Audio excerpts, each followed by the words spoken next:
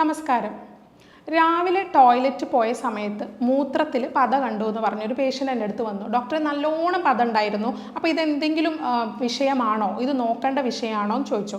അപ്പോൾ നമുക്ക് ഒറ്റയടിക്ക് ഇങ്ങനെ ഒരു സംഭവം കേൾക്കുമ്പോൾ നമുക്ക് പറയാൻ പറ്റില്ല ഇത് മൂത്രത്തിൽ പത വരുന്നത് എന്തെങ്കിലും രോഗം കൊണ്ടാണോ എന്ന് പ്രത്യേകിച്ച് പറയാൻ പറ്റില്ല.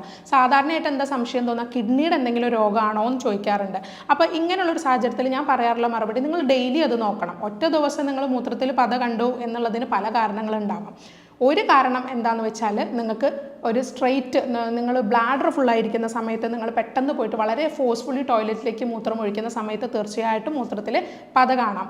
അങ്ങനെ പല കോമൺ വിഷയങ്ങളുണ്ട്. അതെന്താണെന്ന് നമുക്ക് നോക്കാം. ഞാൻ doctor ജോബിതാപ്ഷൻ, doctor Basil സോമിയ hospital, Pandikkad, Malappuram ജില്ല.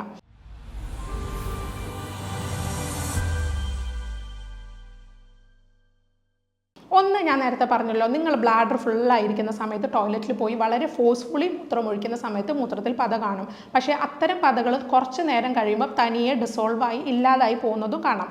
അതുപോലെ ഡീഹൈഡ്രേഷൻ ഉള്ള സമയത്ത്, വെള്ളം തീരെ കുടിക്കാത്ത ഒരു വ്യക്തിയാണ്, വെള്ളം വളരെ കുറവാണെന്നുണ്ടെങ്കിൽ ആ വ്യക്തി ടോയ്ലറ്റിലേക്ക് മൂത്രം ഒഴിക്കുന്ന സമയത്തും മൂത്രത്തിൽ പത കാണാൻ ചാൻസ് ഉണ്ട്. പ്രത്യേകിച്ചും ബ്ലാഡർ ഫുള്ളായിട്ട് നമ്മൾ മൂത്രം ഒഴിക്കുന്നത് എപ്പോഴും രാവിലെ ആയിരിക്കാനാണ് ചാൻസ്. അപ്പോൾ മോർണിംഗ് ആണ് ഇത്തരം പതകൾക്ക് സാധ്യത ഉള്ളത്. മറ്റൊരു വിഷയമുള്ളത് റിട്രോഗ്രേഡ് ഇജാക്കുലേഷൻ എന്ന് പറഞ്ഞൊരു സംഭവമാണ്. പുരുഷന്മാരിൽ കൂടുതലായിട്ടും കണ്ടുവരുന്ന സെമൻ ബ്ലാഡറിലേക്ക് കടന്ന് മൂത്രത്തിലൂടെ സ്പേം പുറത്തേക്ക് പോകുന്ന ഒരു അവസ്ഥയിൽ ക്രീമിനെസ്, ഒരു ക്രീമി കളറും ഉണ്ടാവും, പതയും മൂത്രത്തിൽ കാണാൻ ചാൻസ് ഉണ്ട്. പ്രോസ്റ്റേറ്റിൻ്റെ എന്തെങ്കിലും രോഗമുള്ള പുരുഷന്മാരിലും ഇങ്ങനെ കാണാറുണ്ട്.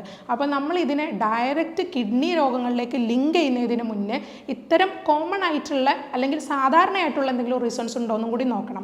മറ്റൊരു പ്രധാനപ്പെട്ട വിഷയമാണ് നമ്മൾ ടോയ്ലറ്റിൽ യൂസ് ചെയ്യുന്ന കെമിക്കൽസ് അടങ്ങിയിട്ടുള്ള എന്തെങ്കിലും ഡിറ്റർജൻസ്, ലിക്വിഡ്സ് പോലുള്ള സാധനങ്ങളെല്ലാം നമ്മൾ ടോയ്ലറ്റിൽ യൂസ് ചെയ്യുന്ന ഏതെങ്കിലും കെമിക്കൽസ് ഈ ഒരു പത ഉണ്ടാവാൻ സാഹചര്യം ഉണ്ടാക്കാറുണ്ട്. അപ്പോൾ ഇത് നമുക്ക് റൂൾ ഔട്ട് ചെയ്യണമെന്നുണ്ടെങ്കിൽ നമുക്ക് ആദ്യം ഈ കാരണങ്ങൾ അറിഞ്ഞിരിക്കണം. ഇതൊക്കെ ആവാം കാരണങ്ങൾ. നിങ്ങൾ ടോയ്ലറ്റിൽ യൂസ് ചെയ്യുന്ന കെമിക്കൽ അടങ്ങിയിട്ടുള്ള സംഭവങ്ങളൊക്കെ ഒന്ന് മാറ്റി നോക്കുക. അപ്പോഴും ഇതിൽ ചേഞ്ച് വരാൻ സാധ്യത ഉണ്ട്. പിന്നെ ബ്ലാഡർ ഫുള്ളാവാൻ നിൽക്കുന്നതിന് പകരം ഇടയിൽ ബ്ലാഡർ ഫുള്ളാവുന്നതിന് മുന്നേ മൂത്രമൊഴിക്കാൻ നോക്കുക. അപ്പം നിങ്ങൾ ഇങ്ങനെ ചെയ്തു വരികയാണെങ്കിൽ കുറച്ച് നാളുകൊണ്ട് ഇതിൽ മാറ്റമുണ്ട് എന്നുണ്ടെങ്കിൽ അത് പ്രോട്ടീൻ യൂരിയ അല്ലെങ്കിൽ കിഡ്നി സംബന്ധമായിട്ടുള്ള ഒരു രോഗമല്ല എന്ന് നമുക്ക് തീർച്ചപ്പെടുത്താൻ പറ്റും.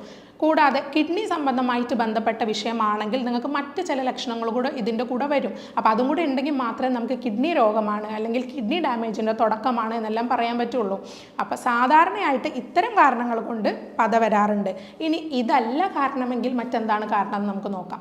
ഇനി ഇതൊന്നുമല്ല, നിങ്ങൾ നന്നായിട്ട് വെള്ളം കുടിക്കുന്നുണ്ട്, നിങ്ങൾക്ക് രാവിലെ നല്ലോണം ബ്ലാഡർ ഫുള്ളായിട്ടല്ല മൂത്രം ഒഴിച്ചിട്ടുള്ളത്, ഡിറ്റർജൻറ്റിൻ്റെ കെമിക്കൽ ടോയ്ലറ്റ് ക്ലീനേഴ്സിൻ്റെ ബുദ്ധിമുട്ടല്ല ഇത് എന്ന് മനസ്സിലാക്കി കഴിഞ്ഞാൽ നിങ്ങൾക്ക് പിന്നീട് സംശയിക്കാവുന്നത് മൈനർ കിഡ്നി ഡാമേജസ് ആണ്. അപ്പോൾ ഏതൊക്കെ സ്റ്റേജിലാണ് ഇങ്ങനെ വരിക എന്ന് നോക്കാം. സാധാരണയായിട്ട് കിഡ്നി രോഗങ്ങളെ ബന്ധപ്പെട്ടുകൊണ്ട് മൂത്രത്തിൽ പത വരുന്നത് മൂത്രത്തിലൂടെ പ്രോട്ടീൻ പോകുമ്പോഴാണ്. പ്രത്യേകിച്ച് ആൽബുമിൻ എന്ന പ്രോട്ടീനാണ് പോകുന്നത്. നമ്മൾ സാധാരണയായിട്ട് യൂറിൻ റൂട്ടീൻ എക്സാമിനേഷൻസ്, മൂത്രത്തിൻ്റെ ടെസ്റ്റുകളൊക്കെ ചെയ്യുന്ന സമയത്ത് ആൽബുമിൻ എന്നൊരു ഓപ്ഷൻ നമ്മളവിടെ കാണാറുണ്ട്, ഒരു മാർക്ക് കാണാറുണ്ട്. അത് ആബ്സെൻറ്റ് എന്നാണ് നോർമലായിട്ട് വരേണ്ടത്. പക്ഷേ പ്ലസ് കാണുന്നു, ഡബിൾ പ്ലസ് കാണുന്നു, അല്ലെങ്കിൽ ട്രേസ് എമൗണ്ടിൽ കാണുന്നു എന്നുള്ളതൊക്കെ മൈനർ കിഡ്നി ഫിൽട്രേഷൻ പ്രോബ്ലത്തിൻ്റെ തുടക്കമായിട്ട് തന്നെ നമ്മൾ കാണണം. ഏത് സ്റ്റേജിലാണ് ഡോക്ടറെ പ്രോട്ടീനൂരിയ വരിക, കിഡ്നി ഡിസീസിൻ്റെ ഫൈനൽ സ്റ്റേജിലാണോ എന്ന് ചോദിക്കാറുണ്ട്. ഇനിഷ്യൽ സ്റ്റേജിൽ പോലും അല്ലെങ്കിൽ തുടക്കത്തിലുള്ള ചെറിയ മൈനർ കംപ്ലയിൻസിൽ പോലും നമുക്ക് പ്രോട്ടീനൂരിയ കാണാം. അത് കിഡ്നിയുടെ വലിയ ഒരു സ്റ്റേജിലേക്ക് പോയ ഡിസീസാണെന്ന് നമുക്ക് പറയാൻ പറ്റില്ല. പക്ഷേ ഫോർത്ത് സ്റ്റേജിലും കാണാം, അതുപോലെ ഫസ്റ്റ് സ്റ്റേജ് ആണെങ്കിലും കാണാം. കിഡ്നിയുടെ ഏത് ഡിസീസ് സ്റ്റേജിലും കാണാവുന്ന ഒരു ലക്ഷണമാണ് പ്രോട്ടീനൂരിയ എന്ന് പറയുന്നത്. നമ്മുടെ മൂത്രത്തിലൂടെ ആൽബുമിൻ പോകുന്നത് തന്നെയാണ് നമ്മൾ പ്രോട്ടീനൂരിയ അഥവാ യൂറിനിൽ പ്രോട്ടീൻ പോകുന്നു എന്ന് പറയുന്നത്. അപ്പോൾ ഇതിൻ്റെ കൂടെ എന്തൊക്കെ ലക്ഷണങ്ങൾ വരാം?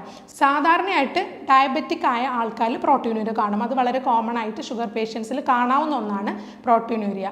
എപ്പോഴും കിഡ്നി ഡിസീസ് നമ്മൾ സസ്പെക്റ്റ് ചെയ്യണമെങ്കിൽ മൂത്രത്തിലെ പത കുറേ നാളായിട്ട് നിലനിൽക്കുകയാണ്, 1, 2, 3 മാസങ്ങളായിട്ടും പത ഡെയിലി ഉണ്ടെന്നുണ്ടെങ്കിൽ നിങ്ങൾക്ക് കിഡ്നി ഡിസീസ് സസ്പെക്റ്റ് ചെയ്യാം. രണ്ടാമത്, കിഡ്നി ഡിസീസിൻ്റെ പാരമ്പര്യമുള്ളൊരു ഫാമിലിയിൽ നിന്നാണ് നിങ്ങൾ വരുന്നത്. നിങ്ങളുടെ അച്ഛന് അല്ലെ അച്ഛൻ്റെ ഫാമിലി സൈഡിൽ എവിടെയെങ്കിലും, അമ്മയ്ക്ക് അമ്മയുടെ ഫാമിലി സൈഡിൽ എവിടെയെങ്കിലും കിഡ്നി ഡിസീസ് ഉണ്ടെങ്കിൽ സസ്പെക്റ്റ് ചെയ്യാം. നിങ്ങൾ ഡയബറ്റിക് ആയൊരു പേഷ്യൻ്റ് ആണ്, അല്ലെങ്കിൽ ഫാമിലി ഹിസ്റ്ററിയിൽ ഡയബറ്റിസ് എന്ന രോഗമുള്ളവരാണെങ്കിൽ, അല്ലെങ്കിൽ ബി പിക്ക് സ്ഥിരമായിട്ട് മരുന്ന് കുടിക്കുന്നവരാണെങ്കിൽ, ബി പിയുടെ രോഗം ഹിസ്റ്ററി ആയിട്ടുള്ളവരാണെന്നുണ്ടെങ്കിൽ തീർച്ചയായിട്ടും നിങ്ങൾ കിഡ്നി ഡിസീസിന് സാധ്യമാകുന്ന മറ്റ് ലക്ഷണങ്ങൾ നിങ്ങൾക്കുണ്ടോ നോക്കണം. അതിൽപ്പെട്ടതാണ് മുഖത്ത്, കയ്യിൽ, കാലിലൊക്കെ നീര് വരുന്നത്. അതിൻ്റെ അർത്ഥം ഫ്ലൂയിഡ് റിട്ടൻഷൻ ബോഡിയിലുണ്ട്, വെള്ളം ശരിയായ രീതിയിൽ പുറത്തേക്ക് പോകുന്നില്ല, കിഡ്നിയുടെ ഫിൽട്രേഷൻ നടക്കുന്നില്ല എങ്കിൽ ഈ മൂത്രത്തിൽ പതയുടെ കൂടെ നിങ്ങൾക്ക് മുഖത്ത് നീര് വരിക, കൺതടത്തിലായിരിക്കും കൂടുതൽ വരുന്നത്, അല്ലെങ്കിൽ കയ്യിലോ കാലിലോ നീര് വരാവുന്ന അസുഖം ഉണ്ടാകും. രണ്ടാമത് അതികഠിനമായ ക്ഷീണം, വിശപ്പില്ലായ്മ, ഛർദ്ദിക്കാനുള്ള തോന്നൽ അല്ലെങ്കിൽ ഛർദ്ദിക്കുക തന്നെ ചെയ്യുക. ഇത്തരം കംപ്ലയിൻസും കൂടെ വരികയാണെങ്കിൽ അതിൻ്റെ കൂടെ തന്നെ ഉറക്കക്കുറവുണ്ടാവുക, ഈ സിംറ്റംസ് എല്ലാം ഒത്തുകൂടിയിട്ട് നിങ്ങൾക്ക് മൂത്രത്തിൽ പത വരികയാണെങ്കിൽ കിഡ്നി ഡിസീസിന് സാധ്യത ഉണ്ട്. അതിൻ്റെ കൂടെ തന്നെ കിഡ്നി ഡിസീസിൻ്റെ ബാക്ക്ഗ്രൗണ്ട് നിങ്ങൾക്കുണ്ട്, ഫാമിലി ഹിസ്റ്ററി ഉണ്ടെന്നുണ്ടെങ്കിൽ തീർച്ചയായിട്ടും നിങ്ങൾ അതിന് വേണ്ടുന്ന ടെസ്റ്റുകൾ ചെയ്യണം. ഏതൊക്കെയാണ് ഇനി അതിന് നമ്മൾ ചെയ്യേണ്ട ടെസ്റ്റുകൾ? ഒന്ന് 24 hour യൂറിൻ പ്രോട്ടീൻ ടെസ്റ്റ്. 24 മണിക്കൂറിന് നിങ്ങളുടെ യൂറിൻ കളക്ട് ചെയ്തതിന് ശേഷം അതിൽ എത്ര പ്രോട്ടീൻ ഔട്ട്പുട്ട് ഉണ്ട് എന്ന് ചെക്ക് ചെയ്യുന്നതാണ്. സാധാരണയായിട്ട് 150 മില്ലിഗ്രാംസിൽ കൂടുതൽ വരാൻ പാടില്ല, അപ്പോൾ ഇത്രയായിരിക്കും വരേണ്ടത്. അതിന് പുറമെ വേറൊരു ടെസ്റ്റ് ഉള്ളതാണ് 24 hour albumin creatinine ratio test ചെയ്യുന്നത്. ഇതും നമ്മൾ ചെയ്യേണ്ടത് 24 hour യൂറിൻ കളക്ട് ചെയ്തതിന് ശേഷം ആൽബുമിൻ്റെയും ക്രിയാറ്റിനിൻ്റെ റേഷ്യോ നോക്കലാണ്. ഇതും 30 മില്ലിഗ്രാം പെർ ഗ്രാമിൽ കൂടുതൽ യൂറിനിൽ കാണാൻ പാടില്ല. അങ്ങനെ കാണുന്നുണ്ടെങ്കിൽ അത് കിഡ്നി ഡിസീസിലേക്ക് പോയി എന്നാണ് അർത്ഥം. അപ്പോൾ ഈ കിഡ്നി ഡിസീസ് നമ്മൾ ഫൈൻഡ് ഔട്ട് ചെയ്ത് കഴിഞ്ഞാൽ അതിന് വേണ്ടുന്ന ട്രീറ്റ്മെൻറ്റ് എത്രയും പെട്ടെന്ന് എടുക്കണം. കാരണം അവിടെ ഫിൽട്രേഷൻ പ്രോപ്പർ അല്ല, യൂറിനിൽ ഔട്ട്പുട്ട് ഒന്നും നോർമൽ അല്ല. പിന്നെ ശ്രദ്ധിക്കേണ്ട ഒരു കാര്യമാണ്, നിങ്ങളുടെ യൂറിൻ ഔട്ട്പുട്ട് വളരെ ഇമ്പോർട്ടൻ്റ് ആയിട്ട് നിങ്ങൾ ശ്രദ്ധിക്കേണ്ട ഒരു വിഷയമാണ്. എത്ര യൂറിൻ നിങ്ങൾ പാസ് ചെയ്യുന്നു, യൂറിൻ്റെ കളർ എന്താണ്, എത്ര ഫ്രീക്വൻസിയിലാണ് നിങ്ങൾ യൂറിൻ പാസ് ചെയ്യുന്നത്, നിങ്ങൾക്ക് നീരല്ലാതെ മറ്റെന്തെല്ലാം ലക്ഷണങ്ങളുണ്ട് എന്നുള്ളതെല്ലാം നിങ്ങൾ നോട്ട് ചെയ്ത് വെക്കേണ്ടതാണ്. എപ്പോഴും കിഡ്നി ഡിസീസ് ഉള്ള ഒരു വ്യക്തി ശ്രദ്ധിക്കേണ്ട 2 കാര്യങ്ങളുണ്ട്. അയാളുടെ ഷുഗറിൻ്റെ ലെവൽ അഥവാ ഡയബറ്റിക് ആണോ അല്ലയോ എന്നുള്ളത് ആദ്യം റൂൾ ഔട്ട് ചെയ്യുക. ഇനി ആണ് എന്നുണ്ടെങ്കിൽ അത് എപ്പോഴും കൺട്രോളിലിരിക്കണം. അതുപോലെ ബ്ലഡ് പ്രഷർ എപ്പോഴും മെയിൻറ്റെയിൻ ചെയ്യാൻ ശ്രദ്ധിക്കണം. ഈ 2 കാര്യങ്ങൾ കിഡ്നി ഡിസീസ് ഉള്ളവർ ശ്രദ്ധിക്കേണ്ടത് തന്നെയാണ്. നമുക്ക് കാര്യമായിട്ടും നമ്മൾ അവിടെയാണ് ട്രീറ്റ്മെൻറ്റ് ശ്രദ്ധിക്കേണ്ടതും എപ്പോഴും നമ്മൾ മോണിറ്റർ ചെയ്യേണ്ട ഒരു വിഷയമാണ്. സാധാരണയായിട്ട് ഞാൻ ഇത്തരം പേഷ്യൻസിനോട് പറയാനുള്ളത്, നിങ്ങൾ വീട്ടിൽ തന്നെ നിങ്ങൾ ഷുഗർ നോക്കാനുള്ളൊരു സംവിധാനം അല്ലെങ്കിൽ BP മോണിറ്റർ എന്തെങ്കിലും നിങ്ങളുടെ വീട്ടിൽ തന്നെ നിങ്ങളുടെ കയ്യിലുണ്ടാവുന്ന ഡിജിറ്റലി ഉള്ളത് ഉണ്ടാവുന്നത് നല്ലതാണ്. നിങ്ങളത് വീട്ടിൽ നിന്ന് നോക്കുമ്പോഴായിരിക്കും കറക്റ്റ് വാല്യൂസ് കിട്ടുക. അതിനനുസരിച്ചായിരിക്കും നിങ്ങളുടെ BPയുടെയും ഷുഗറിൻ്റെയും മെഡിസിൻസ് നമുക്ക് ഓൾട്ടർ ചെയ്ത് തരാൻ കഴിയുന്നത്. അപ്പോൾ ഇത്രയും കാര്യങ്ങൾ ശ്രദ്ധിക്കുക. അതുപോലെയുള്ളതാണ് കിഡ്നി സ്റ്റോൺസ് വരാൻ സാധ്യതയുള്ള കുറേ ആൾക്കാരുണ്ട്. അവരിലും ഈ മൂത്രത്തിൽ പത കാണാറുണ്ട്. പലതരം സ്റ്റോൺസ് ഉണ്ട്, കാൽഷ്യം സ്റ്റോൺസ് ഉണ്ട്, യൂറിക് ആസിഡ് സ്റ്റോൺസ് ഉണ്ട്. അപ്പോൾ നിങ്ങൾക്ക് ഓൾറെഡി യൂറിക് ആസിഡ് ഉള്ള ഒരാളാണെന്നുണ്ടെങ്കിൽ തീർച്ചയായിട്ടും നിങ്ങൾ മൂത്രത്തിൽ പത വരുന്നുണ്ടെങ്കിൽ ശ്രദ്ധിക്കണം. കയ്യിനോ കാലിനോ വേദന വരുന്നുണ്ടെങ്കിൽ ശ്രദ്ധിക്കണം.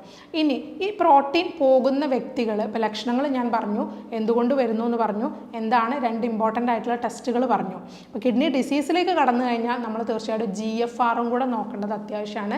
ഗ്ലോമെറുലാർ ഫിൽട്രേഷൻ റേറ്റ്, കിഡ്നിയുടെ ഫിൽട്രേഷൻ റേറ്റ് എവിടെ ഇരിക്കുന്നു എന്നനുസരിച്ചാണ് നിങ്ങൾ കിഡ്നി ഡിസീസിൻ്റെ ഏത് സ്റ്റേജിലാണ് എന്ന് തീരുമാനിക്കുന്നത്. ഇനി നിങ്ങൾ കഴിക്കേണ്ട ഡയറ്റ്, എപ്പോഴും ശ്രദ്ധിക്കേണ്ട ഡയറ്റ്, ഹൈ പ്രോട്ടീനാണ് യൂറിനിലൂടെ പോകുന്നത്. അതായത് നമ്മുടെ ബോഡി എക്സസ് പ്രോട്ടീനിലാണ് ഇരിക്കുന്നത്. പ്രോട്ടീൻ ഡയറ്റ് റെസ്ട്രിക്റ്റ് ചെയ്യുക എന്നുള്ളതാണ് ഇമ്പോർട്ടൻ്റ് ആയിട്ടുള്ള കാര്യം. സാധാരണ നമ്മൾ ഏതൊരു ഡയറ്റ് പറയുമ്പോഴും പറയും നിങ്ങൾ പ്രോട്ടീൻ നന്നായിട്ട് കഴിക്കണം, ഹെൽത്തി ആയിരിക്കണം എന്ന് പറയും. പക്ഷേ എപ്പോഴും കിഡ്നി ഡിസീസ് ഉള്ള ആൾക്കാർ ശ്രദ്ധിക്കേണ്ടത് പ്രോട്ടീൻ ഡയറ്റ് എക്സീഡ് ആവാൻ പാടില്ല. പ്രോട്ടീനിൽ പെട്ടതാണ് റെഡ് മീറ്റ് അല്ലെങ്കിൽ സോയാബീൻസ്.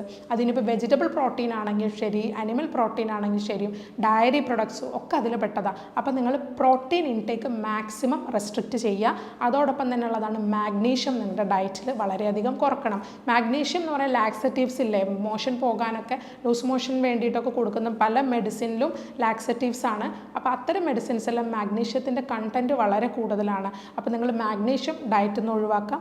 മറ്റൊന്നാണ് പൊട്ടാസ്യം. പൊട്ടാസ്യം ഏറ്റവും കൂടുതൽ അടങ്ങിയിരിക്കുന്നതാണ് പൊട്ടാറ്റോ അല്ലെങ്കിൽ ബനാന, അവക്കഡോ പോലുള്ള സാധനങ്ങളിൽ. അവക്കഡോ എന്ന് പറഞ്ഞാൽ നമ്മുടെ ബട്ടർ ഫ്രൂട്ട്. അപ്പോൾ ഇതിലെല്ലാം പൊട്ടാസ്യത്തിൻ്റെ അളവ് വളരെ കൂടുതലാണ്. നേന്ത്രപ്പഴം കഴിക്കുന്നവർ ശ്രദ്ധിക്കുക, നേന്ത്രപ്പഴം ഡയറക്റ്റ്ലി ഇതിന് പറ്റാത്ത ഒന്നാണ്. അപ്പോൾ പൊട്ടാസ്യത്തിൻ്റെ അളവ് കൂടുന്നതുകൊണ്ട് തന്നെ കിഡ്നി രോഗങ്ങൾക്കുള്ള സാധ്യതയും ഏറും. അപ്പോൾ ബനാന പോലുള്ള സാധനങ്ങൾ, അവക്കഡോ പോലുള്ള ഫ്രൂട്ട്സ്, പൊട്ടാറ്റോ ആണെങ്കിലൊക്കെ നിങ്ങൾ കുറേ നേരം വെള്ളത്തിലിട്ട് വെച്ചതിന് ശേഷം അല്ലെങ്കിൽ വെള്ളത്തിലൊന്ന് തിളപ്പിച്ചതിന് ശേഷം അതിൻ്റെ പൊട്ടാസ്യത്തിൻ്റെ കണ്ടൻറ്റ് കുറേ പോയി കഴിഞ്ഞാൽ നിങ്ങൾക്ക് വേണമെങ്കിൽ ഉപയോഗിക്കാം.